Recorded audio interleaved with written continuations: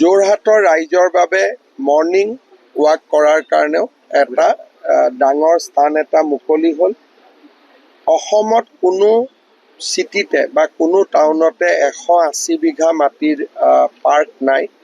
সেই দৃষ্টিভংগীৰ ফালৰ পৰাও এই পাৰ্কখন এখন ব্যতিক্ৰম হ'ব। 2022 চনত 15 আগষ্টত পতাকা উত্তোলন কৰি এই পাৰ্কখনৰ নিৰ্মাণৰ কথা মই উল্লেখ কৰিছিলোঁ। আজি তাক আমি যোৰহাট আৰু অসমৰ ৰাইজৰ বাবে উৎসৰ্গা কৰিবলৈ পাই আমি নিজেই গৌৰৱ অনুভৱ কৰিছোঁ। ছাৰ, আজি আপুনি যোৰহাটৰ তৃতীয়খন উৰণীয়া সেতু শুভ উদ্বোধন কৰিব। কিন্তু উৰণীয়া সেতুখন যেতিয়া কাম আৰম্ভ হ'ব হৈছিলে তেতিয়াই গৌৰৱ গগৈ আপোনালৈ চিঠি লিখিছিলে যে উৰণীয়া সেতুখন হ'ব নালাগে ছাৰ, যাক লৈ কিছু ক্ষোভ প্ৰকাশ হৈছে এতিয়া দেখিবলৈ পোৱা গৈছে। কাজিৰঙাত এলিভেটেড কৰিডৰ হওঁতেও তেওঁ বিৰোধিতা কৰিছে। যোৰহাটত আমি যেতিয়া ব্ৰিজ ফ্লাইঅভাৰ বা উৰণ সেতু নিৰ্মাণ কৰিছোঁ তাতো তেওঁ বিৰোধিতা কৰিছে। আমাৰ গহপুৰ আৰু নুমলীগড়ৰ মাজত টানেল নিৰ্মাণৰো তেওঁ বিৰোধিতা কৰিছে।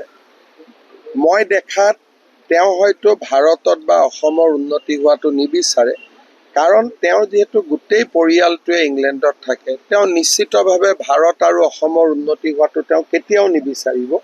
আৰু তেওঁ বিচাৰিব যে ইংলেণ্ডৰ উন্নতি হওক, পাকিস্তানৰ উন্নতি হওক। তেওঁ কেতিয়াও নিবিচাৰিব যে যোৰহাট গুৱাহাটী অসমৰ উন্নয়ন হওক।